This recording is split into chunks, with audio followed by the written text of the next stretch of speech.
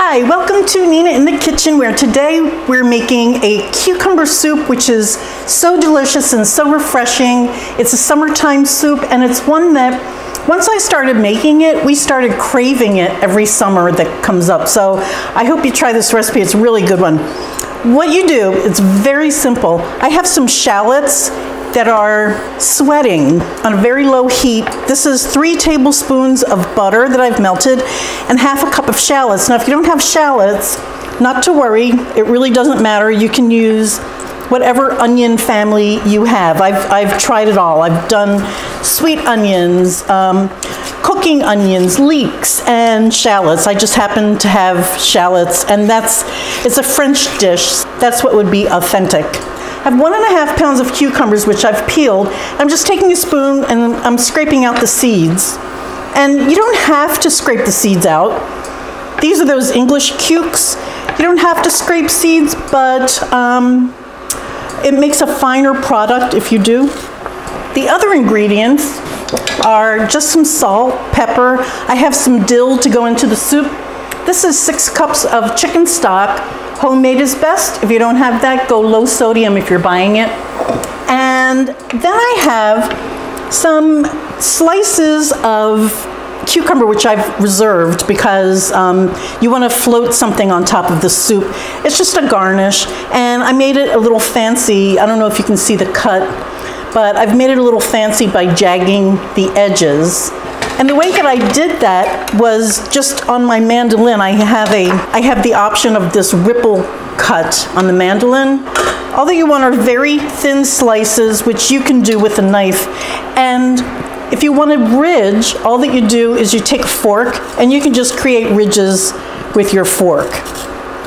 I'll just show you a little bit. And if you don't use all of these in slicing, whatever you have left over can go right into your soup pot, so you're not wasting anything. And you see there are your ridges. Here's the mandolin ridge, and these 2 are the ridges that I created with the fork. So there's always another way to do things, right? I'm just going to seed this cucumber, chop it into chunks, and this will be ready to get everything going, so I'll see you then. So as you can see, this is not very fussy.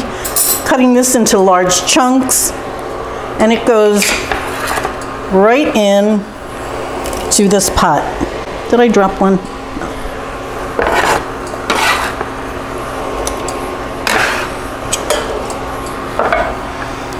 Along with a teaspoon of dill, that's fresh chopped dill, and 2 teaspoons of white wine vinegar.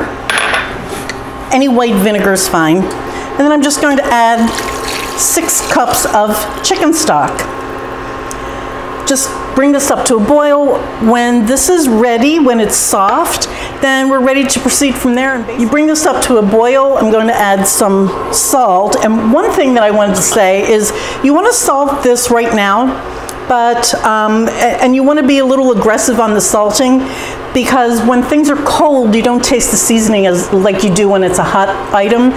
So we're going to serve this chilled. I'm just going to put a lid on this and let this boil for about 15-20 minutes until everything is nice and soft, and then we'll blend it up and chill it, and you have a lovely soup. This soup is not scalding hot anymore, but it's not cold either. It's still pretty warm. You can still melt salt in it, for example. So the reason that you want to start blending it at this point is because you have additional things to go in there and you want them to blend in well. You need something to thicken this soup, otherwise it won't have any body to it.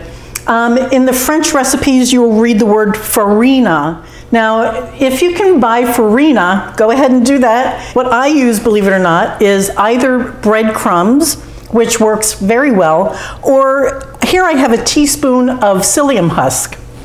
And the idea is you just need to put enough in here to give this soup a little body.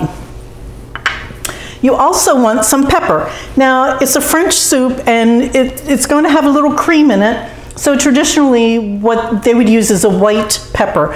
White pepper is just black peppercorns with the skins peeled off of them. And it It actually is hotter on your tongue, but it's a single note. It doesn't have as much play on your palate as black pepper does. I say, you know what, it's just us. It's not haute cuisine.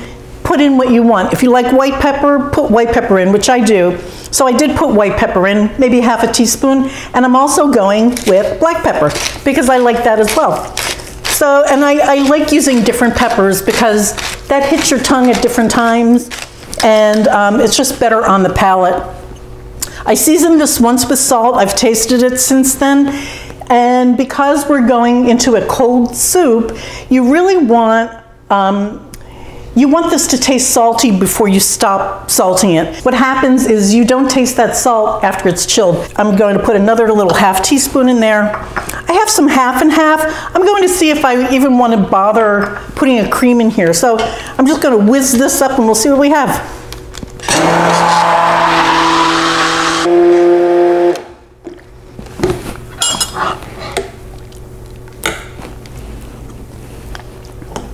Oh, that's good.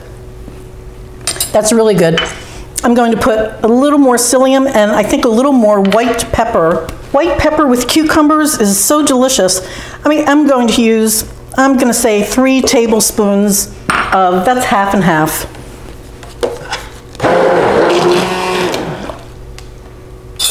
Let me just taste this again.